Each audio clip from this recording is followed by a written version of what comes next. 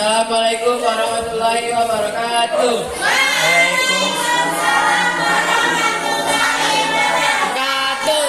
Kami dari kelompok 2 ingin mempresentasikan hasil tugas TIK, yaitu mengenai dampak positif media sosial. Dampak positif media sosial adalah meliputi kemudahan komunikasi tanpa batas geografis, penyebab informasi cepat, serta sarana ekspresi diri dan kreativitas. Platform ini memperluas jaringan sosial, mendukung pendidikan atau bisnis, dan meningkatkan kemampuan beradaptasi dengan teknologi digital. Berikut adalah rincian dampak positif media sosial. Yang pertama, kemudahan komunikasi dan konektivitas, memudahkan interaksi dengan teman, keluarga, atau relasi bisnis secara real time tanpa dibatasi jarak dan waktu. Yang kedua, akses informasi dan edukasi, menjadi sumber informasi yang cepat dan mumpuni, serta sarana edukasi yang efisien seperti tutorial dan e-learning. Yang ketiga yaitu media ekspresi diri dan kreativitas, wadah untuk berbagi karya, konten, dan pengalaman pribadi yang mendorong kreativitas pengguna. Yang keempat, peluang bisnis dan ekonomi, media pemasaran yang efektif dan terjangkau memudahkan pelaku bisnis menjangkau pasar yang lebih luas.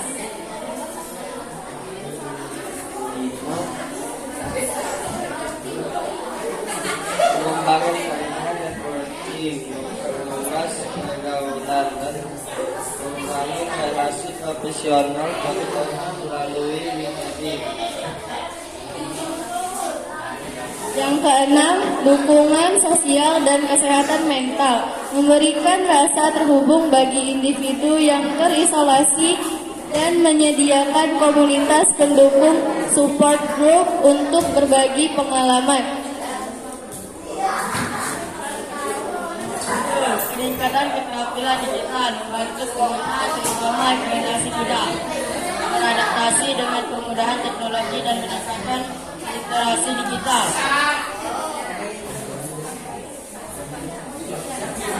Sekian presentasi dari kami akhiri. Wassalamualaikum warahmatullahi wabarakatuh. Assalamualaikum warahmatullahi wabarakatuh. Waalaikumsalam warahmatullahi wabarakatuh. Perkenalkan, kami dari kelompok 3, kami akan mempresentasikan hasil diskusi kami yang berjudul dampak negatif dari media sosial atau yang disebut dengan dampak negatif dari medsos. Di sini ada beberapa contoh dampak negatif sosial antara lain, seperti cyberbullying. Cyberbullying akan dibacakan oleh saya. Cyberbullying adalah komentar jahat atau hinaan di dunia maya, bisa menyakiti perasaan dan menurunkan rasa percaya diri. Selanjutnya akan dibacakan oleh teman saya yang bernama Naira. Dari membandingkan diri dengan orang lain. Kecil ya, nggak terlalu kelihatan. Selanjutnya akan dibacakan oleh teman saya yang bernama Ila. Mudah terpengaruhnya hoax, yaitu informasi palsu dapat menyesatkan jika tidak dicek dengan kebenarannya. Selanjutnya akan dibacakan oleh teman saya yaitu yang bernama Syabir. Kecanduan yaitu terlalu lama bermain media sosial bisa membuat lupa waktu dan mengganggu aktivitas fisik. Selanjutnya akan dibacakan oleh teman saya yang bernama Aisyah Aul.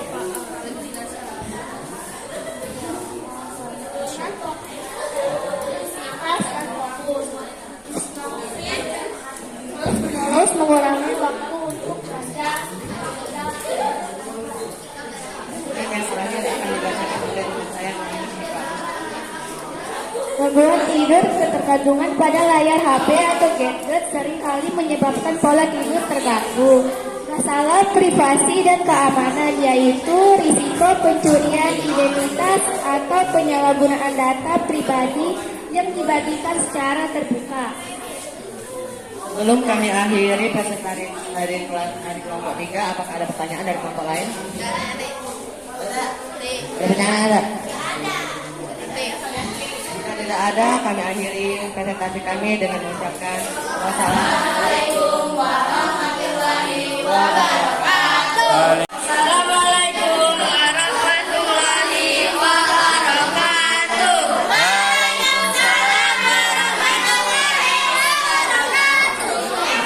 Kami dari kelompok 5 ingin mempresentasikan hasil tugas kami tentang bullying.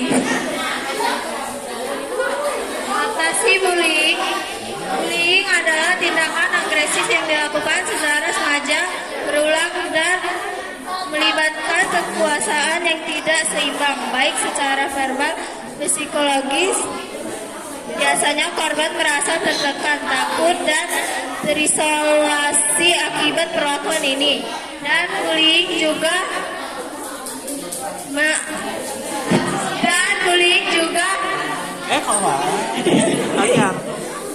menyebabkan dampak yaitu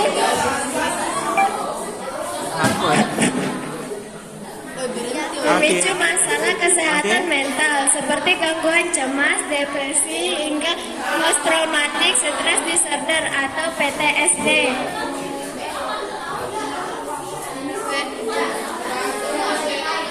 Jenis bullying verbal, bullying yang melibatkan penggunaan kata-kata untuk merendahkan seorang.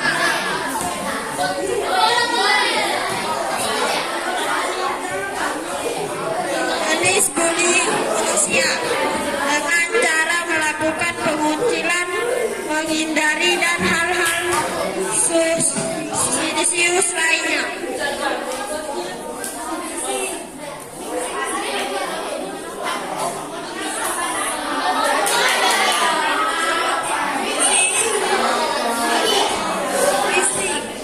Seperti pukulan, tendangan, mencambak rambut atau menganiaya secara fisik.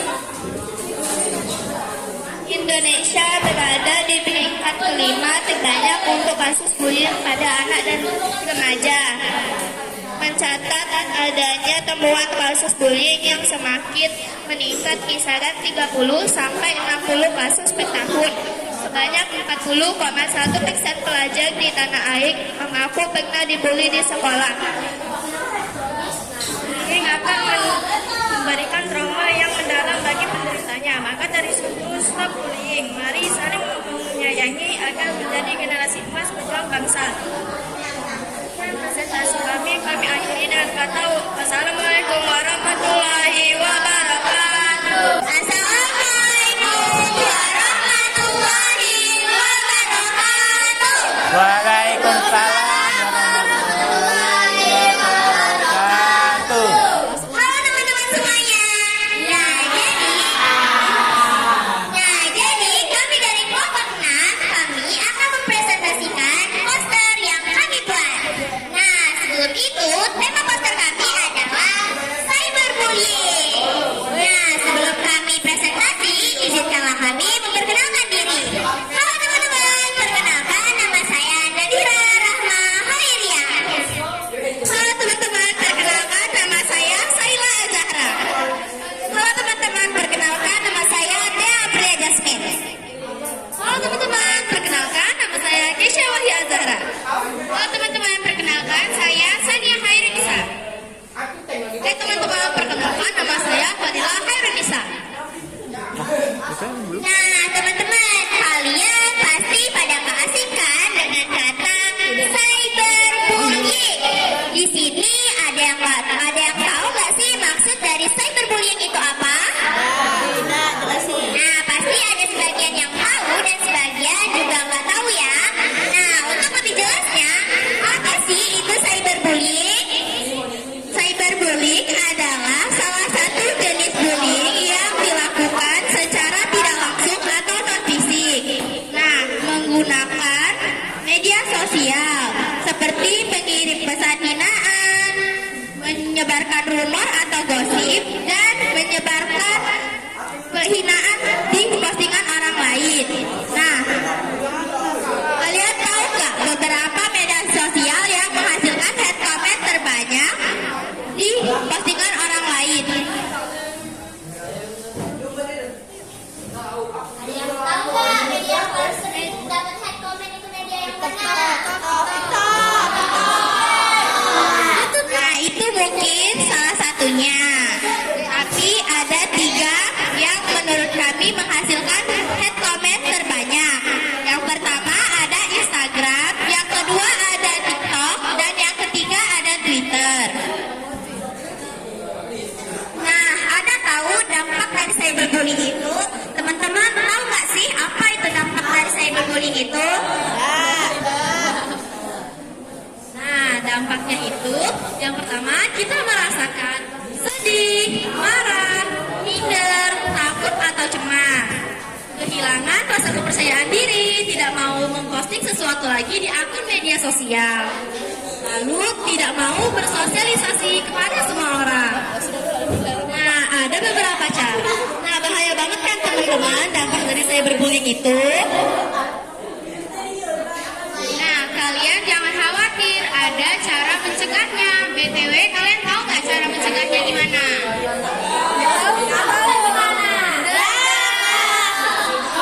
Nah, teman-teman, ada 3 cara hal yang harus kalian lakukan jika hal tersebut terjadi pada kalian. Yang pertama, jangan membalas dengan emosi atau jangan terlalu dipikirkan. Dan yang kedua, simpan semua bukti-bukti atau screenshot semua bukti-bukti. Dan yang ketiga, blokir akun pelaku dan cerita ke orang-orang terdekat kalian atau yang orang kalian percaya. Nah, teman-teman, itulah cara bagaimana mencegah bullying. Nah, ada sedikit catatan nih untuk kalian semua. Tolong banget, gunakanlah media sosial dengan bijak. Jangan jadikan media sosial sebagai tempat untuk saling menghina. Dan jangan mudah percaya ya dengan hoax yang belum tentu jelas kebenarannya. Nah, jadi gimana nih? Udah pada tahu dong pastinya apa itu cyberbullying, dampaknya, dan bagaimana cara mencegahnya. Sampai sini ada yang ingin bertanya? Baik, berarti kalian semua sudah paham ya mengenai materi yang kami semua jelaskan.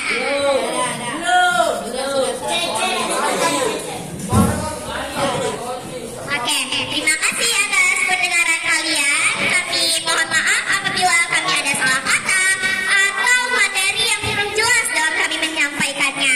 Dengan Allah kami mohon ampun. Baik, terima kasih. Kami akhiri dengan kata wassalamualaikum warahmatullahi wabarakatuh. Assalamualaikum warahmatullahi wabarakatuh.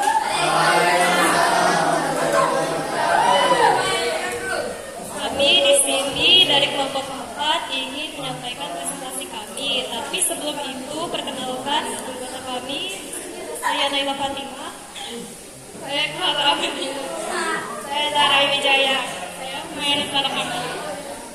Oke, di sini temanya tentang buang jauh-jauh hoax. Apa itu hoax? Hoax merupakan informasi, kabar, berita yang palsu atau bohong. Ciri-ciri hoax. 1. Provokatif. Berita hoax biasanya cenderung bersifat provokatif, yakni menyudutkan suatu pihak dan menimbulkan kemarahan atau kebencian sehingga membuat orang menjadi terpancing atau terprovokasi. 2. Sumber tidak jelas. Sumber medianya tidak jelas asal identitasnya memiliki latar yang aneh mengeksploitasi ekonomis besar. 3. Disebarkan secara masif. Pihak yang menyebarkan informasi meminta info tersebut disebarluaskan semasif mungkin. Satu cara yang paling ampuh untuk menyebarkan informasi yang salah adalah pengulangan sederhana. 3. Mengandung 5W satu hal. Suatu informasi juga diduga sebagai hoax. Misalnya tidak mengandung 5W satu hal lengkap.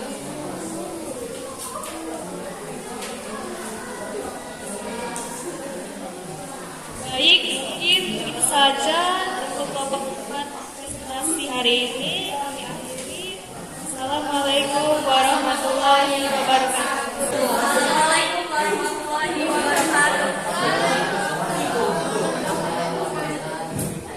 Era digital saat ini, edukasi berdasar mengenai berinteraksi di sosial media sangatlah diperlukan agar tidak terjadi yang dinamakan cyberbullying. Nah, pada hari ini kami akan menjelaskan hasil diskusi kelompok kami mengenai cyberbullying.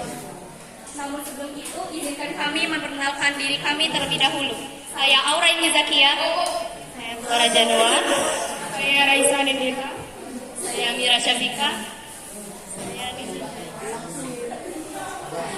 Saya Azahra Rahmania. Dan inilah hal-hal yang harus kalian ketahui mengenai cyberbullying agar dapat menjadi ilmu yang bermanfaat di setiap saat. Pengertian cyberbullying. Cyberbullying adalah tindakan penunjukan, intimidasi ataupun pelecehan yang dilakukan secara sengaja dan berulang kali melalui teknologi digital seperti media sosial, platform chat, game, ponsel, dan lain-lain yang berdampak negatif kepada korban. Tujuannya untuk menakuti, mempermalukan, menyakiti korban secara mental dan psikologis. Contoh cyberbullying: 1. Mengirimkan pesan atau komentar yang kasar atau mengancam. 2. Mengunggah foto atau video yang tidak pantas. 3. Menggunakan akun palsu untuk meniru dan menghina seseorang. 4. Menyebarkan rumor atau informasi palsu tentang seseorang. 5. Mengisolasi atau mengabaikan seseorang secara online. Dampak cyberbullying bisa sangat serius, antara lain 1. Kecemasan atau kegelisahan sehingga menyebabkan depresi. 2. Penurunan harga diri. 3. Kesulitan tidur atau makan. 4. Isolasi sosial. Dan 5. Mempunyai pikiran untuk bunuh diri dalam kasus ekstrim. Dampaknya bisa mempengaruhi kehidupan sehari-hari. Ada juga beberapa tindakan untuk mencegah terjadinya cyberbullying, seperti tidak dalam menggunakan media sosial, jangan membagikan informasi pribadi, blokir atau laporkan akun yang melakukan cyberbullying, edukasi diri dan orang lain tentang dampak cyberbullying, gunakan fitur privasi di media sosial. Demikianlah presentasi dari hasil diskusi kami mengenai cyberbullying. Dengan kesadaran, edukasi, dan tindakan, kita bisa menciptakan lingkungan online yang aman dan positif. Jangan ragu untuk melaporkan dan menghentikan cyberbullying. Sejauh ini, apakah ada pertanyaan? Jika tidak ada, kami tutup dengan wassalamualaikum warahmatullahi wabarakatuh.